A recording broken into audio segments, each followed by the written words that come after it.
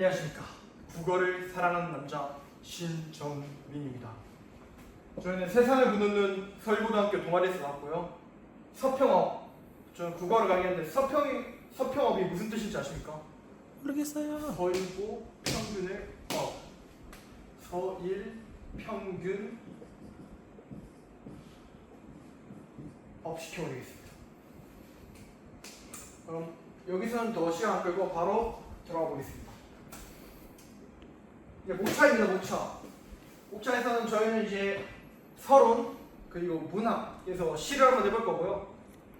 비문학 2013년 11월 고2 모의고사 국어를 풀어볼 거고, 그럼 바로 끝을 내보도록 하겠습니다. 먼저 서론입니다. 저는 페다고지 파울로 프레이리의 책이죠. 이거 책은 이제 페다고지 뜻이 뭔지 알아요? 몰라요. 페다고지는 교육학입니다. 교육학. 근데 이거 풀네임이 그냥 페다고지가 아니라 피억압자를 위한 페다고지입니다. 피가 억압자. 이거 약간 TMI이긴 하니까 빠르게 넘어가도록 하겠습니다. 여기 책에 이런 내용이 나옵니다. 문제 제기식 교육. 문제 제기식 교육 방법은 교사 학생의 활동을 결코 이분하지 않는다. 이분하지 않는다. 아, 이거 모르지 않겠죠? 그 이분하다, 그게 이분이 아니고 이분, 두 개로 나누지 않는다는 것입니다. 교사 학생, 여기 학생도 앉아있고 저도 학생이죠. 근데 제가 모르는 게 있으면 이 친구가 알려줄 수도 있어요. 그럼 뭐다? 이분법, 더 서로 잘라버리지 않는다. 그리고 또 다른 내용이 있는데, 의식의 본질을 답하기 위해 의사소통을 도모한다고 하거든요.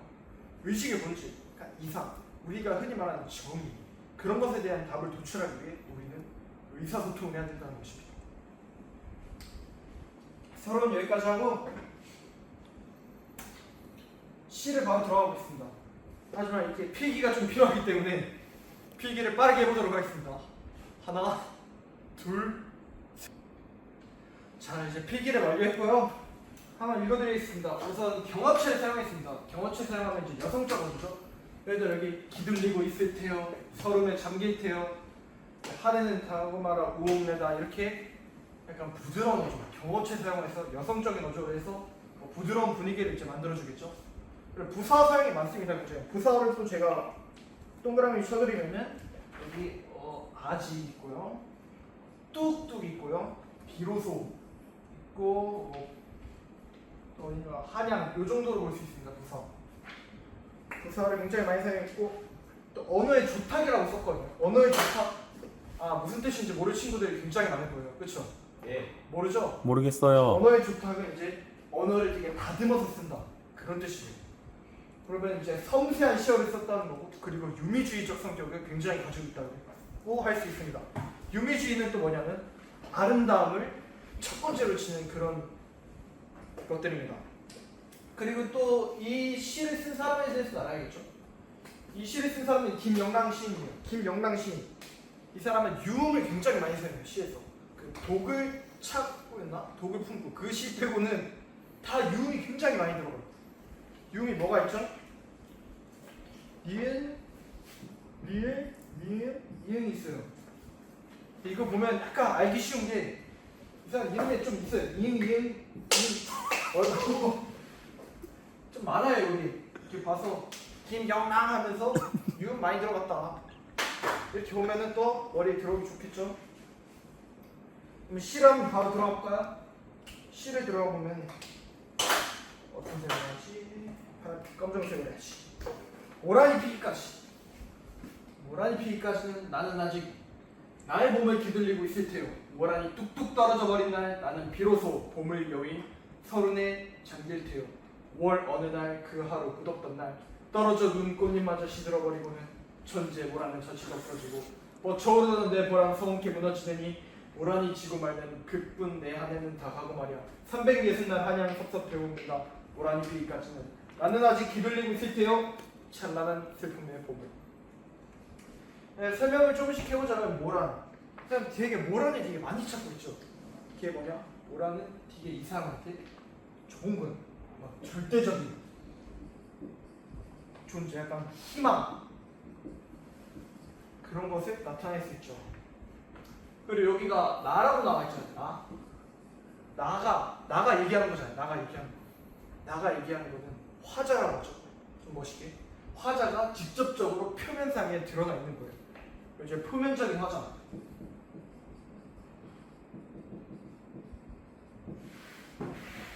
화자가 표면적으로 드러나 있고, 아까 말했죠, 여기 부사가 상되어 있는데 이 화자의 기다림이 절대적 무조건 기다려야 된다는 걸 약간 암시하는, 그렇게 이 부사가 쓰였다고 볼 수 있고, 나의 몸을 기다리고 있을 테오도 아까 했죠. 이게 뭐죠? 부드러운 어감이죠. 그러니까 경어체를 사용해서. 그리고 또 보면은 여기 뚝뚝뚝해서 뚝뚝이 어떤 이미지죠? 뚝뚝, 오란잎이 뚝뚝 떨어진다. 하강적 이미지입니다. 하강적 이미지. 이 하강적 이미지를 또 떨어져 버린 날, 계속해서 이 화자의 슬픔을 강조해주고 심화해주고 있어요. 그 하강적 이미지를 사용해서. 그리고 또 나는 비로소 봄을 여린 설움에 잠길 테요. 또 슬픔에 잠긴 들, 계속 하강적이고 슬픔, 상실감을 나타내는 그런 시어가 계속 나와주고 있습니다. 5월 어느 날, 그 하루 묻었던 날, 이거 약간 배경식 같은 건데 모란이 어째 피죠? 봄에 펴요. 근데 그 하루 묻었던 날, 5월 어느 날, 이날이 뭐죠? 봄이 끝난 날이에요.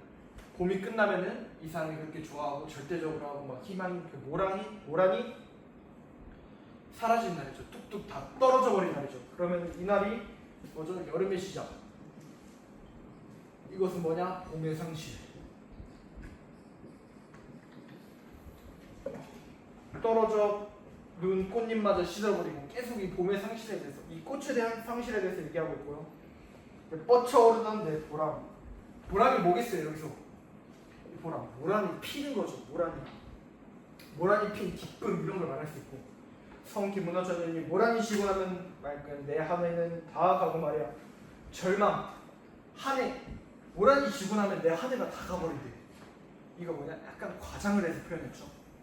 과장. 그러면은 과장은 뭐 한 거겠어요? 슬픔을 강조한 거죠. 또 360날, 360날이 되게 강조를 한 거죠. 모란이 핀 그 시계를 뺀 나머지 1년 전체가 한양 섭섭해서 운대요. 그 내내. 모란이 피기까지는 또 여기 제가 약간 미리 해놨는데, 이게 뭐가 들어있나? 위에 거하고 아래 게 문자의 구조가 굉장히 거의 똑같다고 봅니다. 이걸 수미상관이 합니다. 약간 변형됐죠? 수미상관을 하면 무슨 효과가 있을까요? 효과. 이것도 지금 이렇게 나와서 하는 말인데, 교과 이거 아닙니다. 효과입니다. 교과. 읽을 때도 교과서. 효과가 있다가 아니라 효과가 있다. 유익해요. 수미상관 변형됐죠? 네, 수미상관 효과가 뭐냐면 위하고 아래를 똑같이 눌러서 주제를 강조합니다. 그리고 형태적으로 굉장히 안정시켜줍니다. 형태적 안정. 그리고 또 여기 마지막으로 읽어보면 나는 아직 기울이고 있을 테요. 찬란한 슬픔의 봄을. 찬란한 슬픔의 봄. 말이 안 되잖아요. 찬란한데 슬퍼. 말이 안 돼. 역설이죠. 모순 있잖아요. 말에 모순. 역설을 써서 굉장히 슬픔을 강조. 이렇게 두 가지로 볼 수 있어요. 찬란해. 봄이 찬란해. 봄에서 이게 뭐 슬프잖아요. 봄이. 이게 졌어. 모란이 졌어. 그랬는데 찬란한 이유는 또 기다리다 보면 봄이 올 거니까.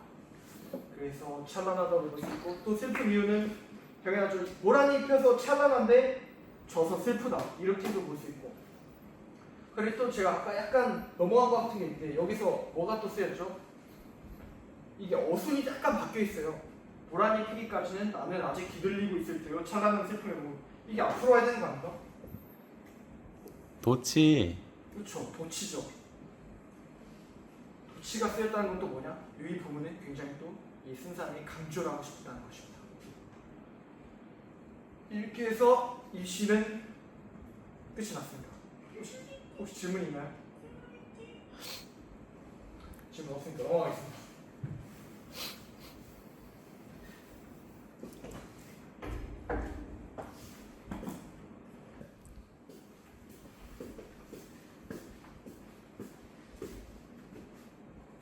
잠깐 넘어가겠습니다. 그럼 넘어가서 이제 모의고사를 해보겠습니다. 제 옷이 바뀌었죠? 많은 사건 사고가 있어서 제가 이제 또 새로운 마음으로 하기 위해서 옷을 갈아입고 왔습니다. 이 지문은 2013년 11월 고2 모의고사 비문학, 그러니까 사회 영역의 지문이고요. 읽어볼게요. 읽어봅시다. 이거 먼저 모의고사 지문 읽기 전에 이 모의고사에 대해서 설명을 해야 되는데, 모의고사가 어떻게 만들어지는지 알아? 모의고사는 이 글을 어디서 보냐면 대학교 전공 과제나 전공책 아니면 약간 논문 그런 데서 이 글을 퍼오기 때문에 우리 이 비천한 고등학생들은 이 내용을 알지도 이해할 수도 없어. 그럼 어떻게 하겠어? 우리 생각을 흔히 말하는 주관을 여기 집어넣으면 안 돼. 주관 없이 여기서 주는 정보를 받아 먹으면서 우리가 지문을 읽어나가야지 문제를 더 수월하게 정확하게 풀 수 있는 거야. 좀 잠긴 것 같긴 한데 한번 읽어보자.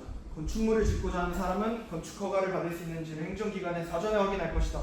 그리고 허가를 받을 수 있다는 공식적인 답변을 행정기관으로부터 받으면 그 답변을 믿고 건축을 진행할 것이다. 이처럼 행정기관에 어떤 조치가 실행될 것이라는 데 대한 국민의 믿음을 신뢰라고 한다. 신뢰. 파란편. 신뢰. 신뢰는 뭐다? 이뤄내다. 이렇게 줬잖아. 신뢰는 이런 것입니다. 줬지? 주면 뭐야? 받아 먹으면 돼. 여기서 약간 학생들이 약간 자아시 강한 친구들이 신뢰는 약간 굳게 믿고 안 깨지는 그런 거 아닌가요? 아니야. 여기서 신뢰는 이거야. 내가 배경 지식이 오히려 독이 될 수도 있어. 만약 여기서 거짓말하는 것이 신뢰입니다 이러면은 이거 그냥 신뢰는 거짓말하는 거다 이렇게 보고 가야 되는 거야. 그래서 나를 부수면서 가야 돼. 모의고사. 그리고 국민에게 신뢰를 주는 행정기관의 말이나 행위를 행정기관의 선행조치, 이거를 선행조치라는 데. 행정기관의 선행조치가 행해진 이유. 선행조치의 법적 하자가 발견되면 행정기관은 선행조치에 반하는 다른 조치를 취하게 되고 이 경우 국민의 권익이 침해에 당할 수 있다. 그래서 행정기관의 선행조치에 법적 하자가 있더라도 일정한 요건을 충족한다면 행정에 대한 국민의 정당하고 합리적인 신뢰는 보호받아야 되기 때문에 우리 뭐가 때? 아이고 씨. 이를 뭐라 하냐? 신뢰보호 원칙이라 한다. 신뢰보호 원칙. 뭔가 또 정보를 줬어. 받아 먹어야겠지. 행정기관이 신뢰보호 원칙을 위배되는 처분을 내릴 경우에는 처분을 위법한 것이며 취소 또는 무효의 대상이 된다. 정보를 주면 뭐다? 받아 먹어라. 내려가보자. 자.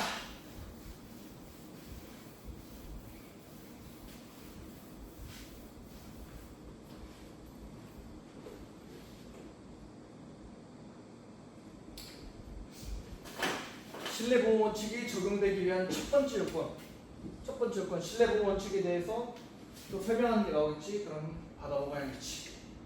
행정기관의 선행조치로서 공적 견해 표명이 있어야 한다. 공적 견해 표명이 대해서 알려줬지. 그럼 이제 뭔지 알려야겠지. 이 공적 견해 표명은 그러면 행정기관이 행정권 행사에 대한 의사를 공적으로 드러내는 것을 의미한다.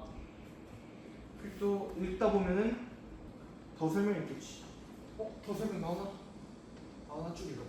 시설의 건축허가, 사업계획서 이런 건 약간 구체적인 사안에 대한 반응. 구체적 사안이어야 되는데 법령 해석과 같은 추상적인 내용이 이거는 원론적 차원에서 답변해 준 거니까 해당이 안 된대. 이건 약간 관례 같은 것이. 그러니까 이런 거는 잘 봐봐. 문제 나올 수 있습니다. 또 더 내려가보면 묵시적으로 의사를 드러내는 것도 의사를 표명하는 행위는 뭔데? 묵시적. 어디 나오지?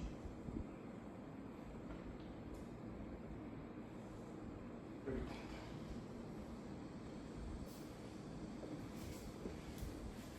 또 더 아래까지 가면 더 아래까지 나오나? 아래까지 나오네. 행정기관이 묵시적 뭐지? 헷갈려도 돼. 모르겠어? 모르겠으면 뒤에 설명을 주거나 모르겠으면 그냥 믿지만 참고 넘어가면 되는 거야. 행정기관에 장기간 행정기간 행사하지 않는 것 이런 것도 의사표명 행위 이런 거 이게 설명이잖아 그냥 그대로. 그럼 이제 첫 번째 요건 한번 알아봤고 두 번째 요건 나오겠지 뭐. 두 번째 요건 여기서 보자. 두 번째 요건은 신뢰가 보호할 가치가 있어야 되는데 보호할 가치가 있어야 돼. 이는 국민에게 규칙 사유 국민에게 규칙 사유가 없어야 되는데 규칙 사유? 규칙 사유가 뭐지? 모를 수도 있어. 모르면 어떻게? 넘어가. 다음 보자.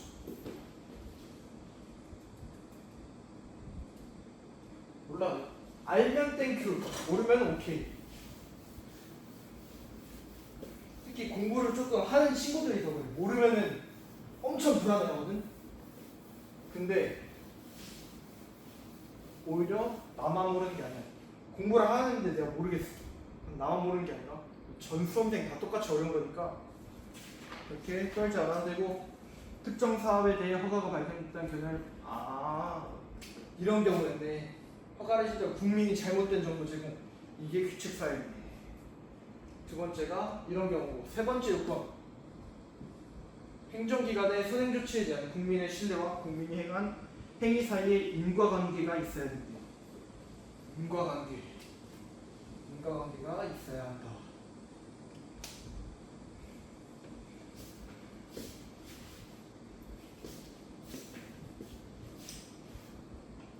인과관계 원인과 결과 국민에 대한 신뢰와 국민에 의한 행위 사이에 인과관계가 있어야 한다. 행정기관이 선행조치에 반하는 다른 조치를 취함으로써 국민의 권익이 침해당하는 데다 멋있다. 물 좀 마시고 올게.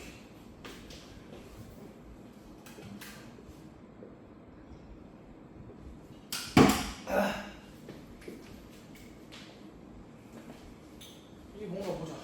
국민이 이 행정기관이 선행조치에 반하는 다른 조치를 취한 행정기관이 잘못했을 때 국민의 권익이 침해당해야 돼. 행정기관이 잘못해서 국민이 손해를 보는 경우 그걸 인과관계가 있어야 된다고 보는 거야. 예를 들어 중요할 것 같아? 물론 중요할 수도 있지. 예를 들어는 근데 뭐야? 역접이라고 해? 순접이라고 해? 대답해봐.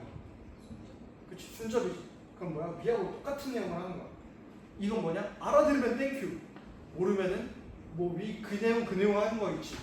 하고 쭉 넘어가면 돼. 뭐 영업을 허가할 수 있는 편에 있었고 이사님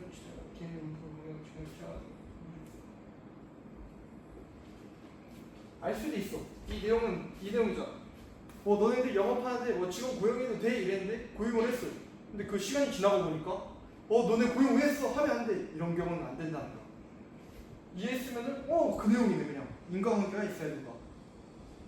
그럼 또 이제 기억 나오고 이 요건 뭐야? 여기 나오는 거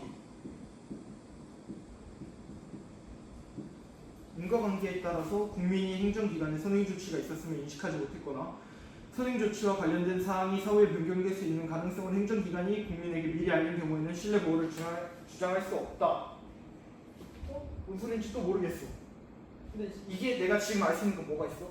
이게 인과관계에 따랐다는 건 내가 알 수 있어 지금 확실하게. 그럼 그 정도는 잡고 내려가야 돼.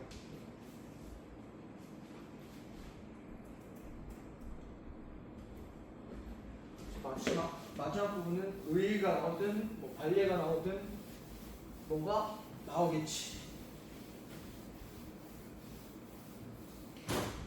신뢰보호 원칙은 이상과 같은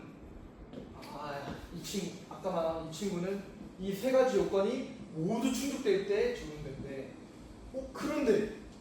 그런데가 뭐지? 역접이지. 그럼 다른 얘기. 내가 하고 싶은 얘기를 한다는 거야. 모두 충족하더라도 적용이 안 될 때도 있대. 적용 안 될 때 뭐 했나 볼까 한번. 국민의 신뢰가 침해됨으로써 국민이 얻게 되는 불이익을 공익 및 제3자의 정당한 이익과 비교하여 공익 및 제3자의 정당한 이익을 보호할 필요성이 더 크다고 판단되는 경우 정보를 줬잖아. 솔직히 이 정도는 알아들을만 해.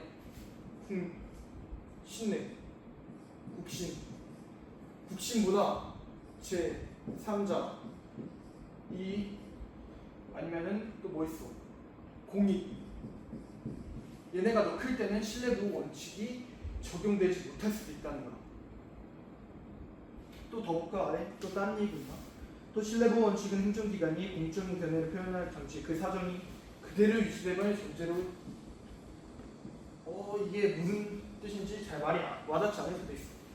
근데 나중에 사회 과목에서 정치학원이나 일반 사회에서 나올지 모르겠지만 거기 공부하다 보면은 소급표 적용 금지 원칙이라는 게 있거든. 소급표 그 원칙의 내용이 뭐냐면은 예를 들어 예시를 들어 설명을 해줄게. 이거. 만약에 이 앞에 있는 양재가 예를 들어 바닥에다 이렇게 펜을 집어 던졌어. 이게 원래 범죄가 아니야. 그럼 이때 양재 처벌 안 받겠지. 근데 시간이 좀 지났어. 근데 여기서 법이 새로 생긴 거야. 바닥에 펜을 던지는 것은 불법입니다. 그렇게 하면 양재는 처벌받으면 너무 억울할 거 아니야. 그땐 법이 없었잖아. 그래서 이때 양재를 처벌을 안 하는 거야. 이게 소급표가 안 된다는 거야. 이게 그 내용이야. 기관이 공적 견해를 표명한. 옛날에는 괜찮다고 해줬어. 여기 건물 지어도 돼요. 그랬는데 그 건물을 지어놨어. 근데 알고 보니까 시간이 지나고 보니까 여기 지으면 안 될 것 같은데 해서 행정기관이 너 이 건물 빨리 부숴! 이럴 수가 없다는 거야. 그 내용이 나와 있고, 신뢰보호 원칙은 법적 하자가 이거 아래는 의겠지 웬만하면 법적 하자가 있는 행정기관의 선행 조치도 적법한 것처럼 효력을 유지하게 한다는 점에서 행정작용이 법률에 적합하다는 행정상 법치주의 원리에 어긋나는 것처럼 보일 수 있대. 뭐 법안 지킨가 그럴 수 있겠지. 하지만 국민의 정당한 합리적인 신뢰를 보호하기 위해서는 법치주의의 근본 정신에 부합하다는 관점에서 보면은 얘들은 법치주의에서도 어긋나지 않다고 본다. 이렇게 지문을 읽어봤고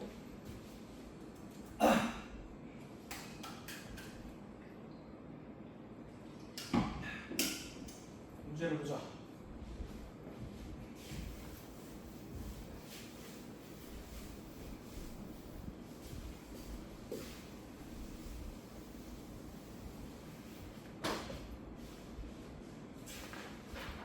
(22번) 윗글을 읽고 답을 찾을 수 있는 질문에 해당하지 않는 것은 이런 문제 풀 때 좋은 게 특히 사탐, 국어, 영어 이런 과목들은 문제에서 답이 좀 길잖아. 수학 과학은 예를 들어 1, 2, 3, 4, 5, 1번에 2, 3번에 3 이렇게 확실하게 맞아 떨어지는데 얘는 아니란 말이야. 좀 길잖아. 그래서 확실하게 문제를 풀려면은 이거를 끄덕일 필요가 있는 거야. 끊어서 읽어볼까? 신뢰보호 원칙. 이거 여기는 맞아. 여기까지는 답 찾을 수 있겠지. 근데 필요한 이유는 무엇인가? 나왔지. 이건 첫 번째 문단에서 나왔어.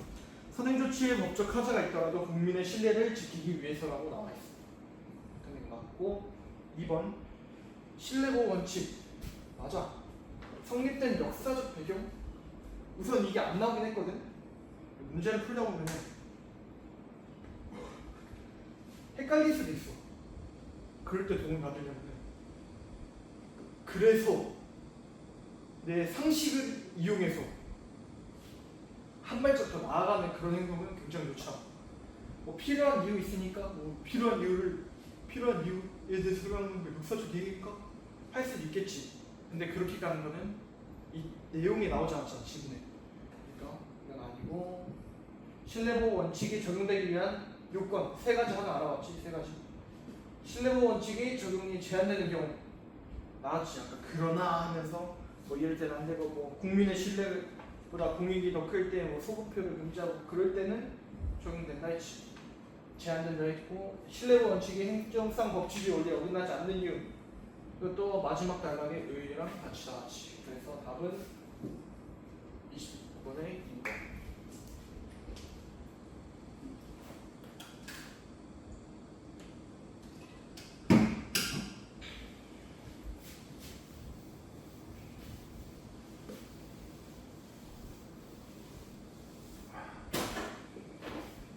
공적 견해 표명. 아까 지금 해서 나왔지 여기.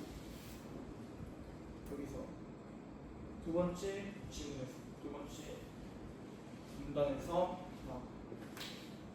거기서 봤던 내용을 여기서 보면은 공적으로 의사를 드러내는 것 맞지.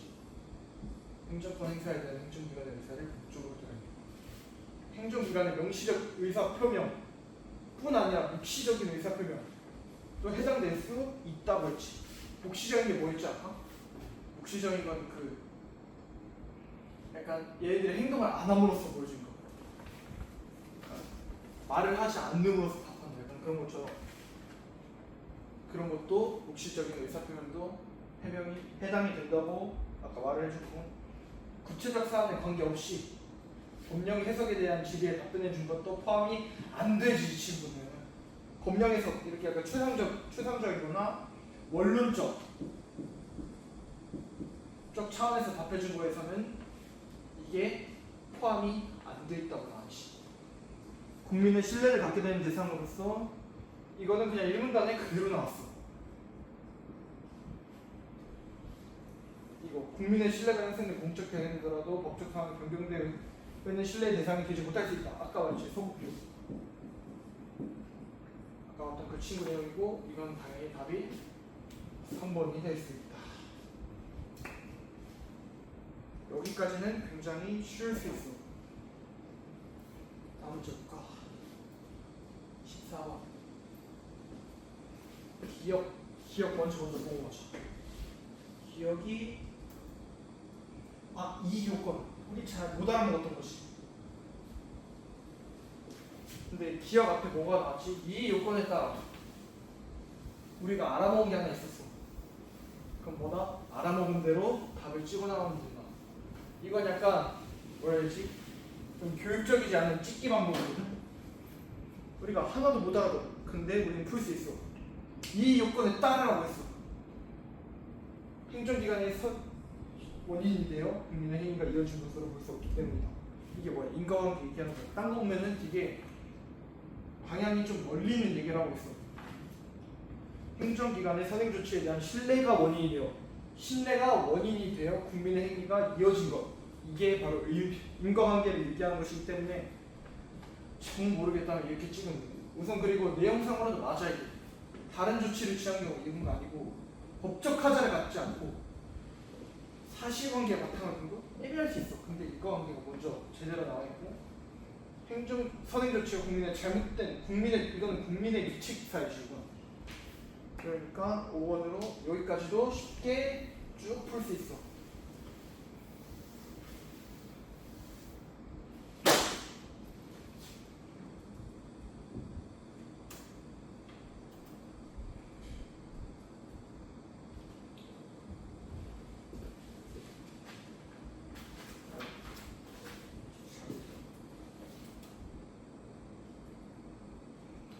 육교를 참고할 때 보기. 얘 몇 점짜리? 3점짜리씩 조금 어려울 수가 있어.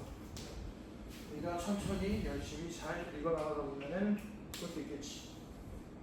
토지개발 A씨는 도시계획구역 안에 있는 농지에 복지시설을 건립하기 위해 토지개발 행위 허가가 가능한지를 땡땡시에 문의했다. A는 담당 공무원으로부터 관련 법규상 토지개발 행위가 밑줄 치면서 있자. 토지개발 허가가 A씨에 문의했대. A씨가 이거 건물 지어도 돼요? 근데 이 공무원으로부터 B가 된대. 된다고요? 알겠습니다. 건축 준비까지 했어. 근데 얘가 갑자기 틀었어. 갑자기 안 되는데? 공익 쪽 필요가 있는데? 그래서 불허가 있어.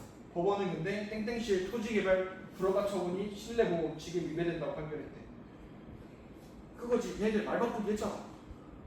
이게 뭐냐? 소급표 관련된 거였잖아. 이거는 이 사람이 A가 잘못된 정보를 제공을 안 했잖아. 그러니까 여기에서 책임은 행정기관 쪽에 있다라고 법원이 받겠지. 그러면 B씨가 특정 대기 유해물질 금지된 여기에다 공장을 설립했대. 안전가스 나오는 거 원래 금지가 됐는데 설치했나 보네. 근데 설치 당시 B는 특정 대기 유해물질은 배출되지 않다고 했어. 배출되지 않는데 뭐 이 정도만 배출될 거네. 계획서를 제출했대. 그래 승인을 받았어. 하고 공장을 열심히 운영하고 있었는데 근데 유해 물질이 나왔네. 이건 딱 봐도 기책사유가 어디에 있지? B한테 있지. B가 거짓된 계획서. 이걸 속였네 이게. 패스 명령을 해서 부실한 계획을 여기서 더 생각할 필요도 없었어. 그냥 줘. 위배되지 않는다고 판결되었다. 자, 문제로 가보자 이제. 지문이 한다. 선지를 가보자.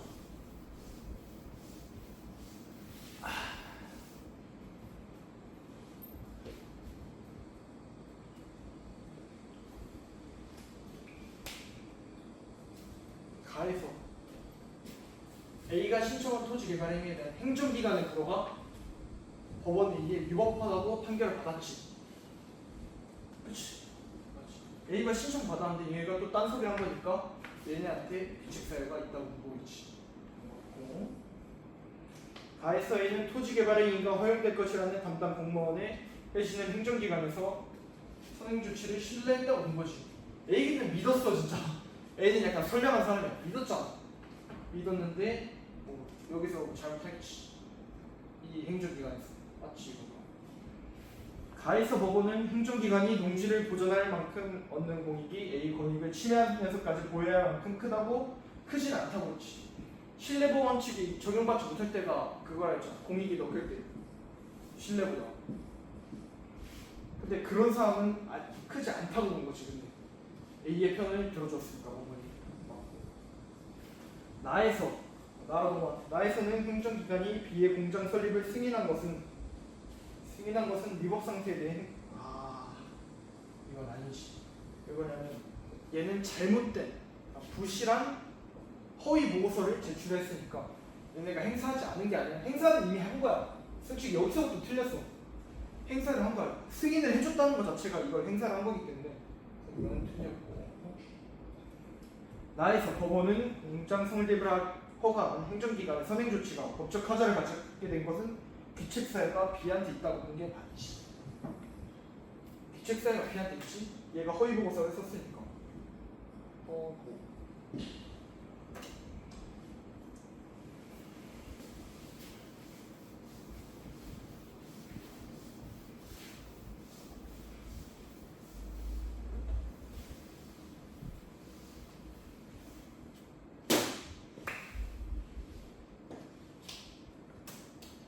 자, 이렇게 조금 긴 강의가 끝이 났습니다. 여러분 모두 수고 많으셨고요. 전 여기서 이만 물러나도록 하겠습니다. 감사합니다.